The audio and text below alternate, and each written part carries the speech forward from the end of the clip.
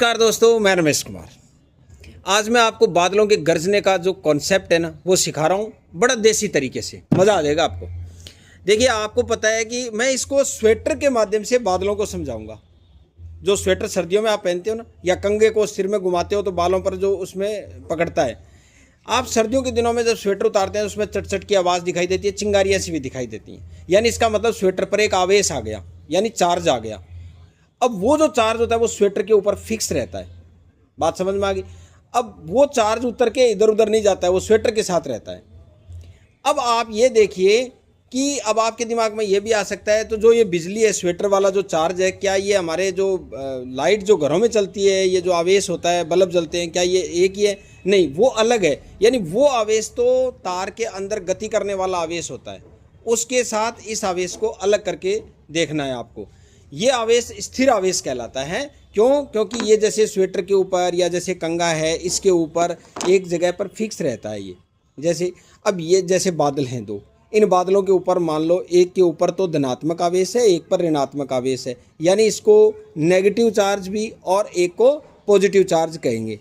क्योंकि ये आवेश जब बादलों के ऊपर आ जाता है, जब बादल आसमान में गति करते हैं या ऊपर नीचे होते हैं तो उनके ऊपर आवेश आ जाता है। अब जब ये आवेश एक दूसरे से टकराता है तो इनके अंदर आपस में टकराने से इसमें एक प्रकार से गर्मी पैदा होती है। मैं देसी तरीके से ये कहूँ तो वो जो बिजली जो इनके टकराने से जो पैदा होती है, इनके आपस में टकराने से जो बिजली पैदा होती है, वो बिजली अचानक से गर्मी पैदा करती है। और ये जो बिजली गर्मी पैदा करती है तो आसपास की हवा को गर्म कर देती है। अब गर्म हवा हमेशा एक स्थान से दूसरे स्थान की तरफ गति करती है। अब आपने गर्मियों में देखा होगा, इस बात को ऐसे समझिए कि गर्मियों के दिनों में तो आंधी चलती है, सर्दियों के दिनों में नहीं चलती।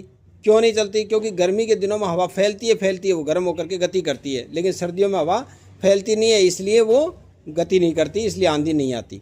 तो अब आप मेरी बात समझ गए होंगे कि जैसे ही आसमान में जो ये आवेश आपस में टकराते हैं, टकराने के बाद में इनमें जो बिजली पैदा होती है, उसकी वजह से जो आसपास की हवा है वो वहाँ गर्म हो जाती है। गर्म होकर के एक आसपास की ठंडी हवा पर जाकर के वो एकदम धक्का मारती है प्रेशर के साथ, और उसकी वजह से जो आवाज़ पैदा होती है, और वो आवाज़ हमें बादलों के गरजने के रूप में सुनाई देती है।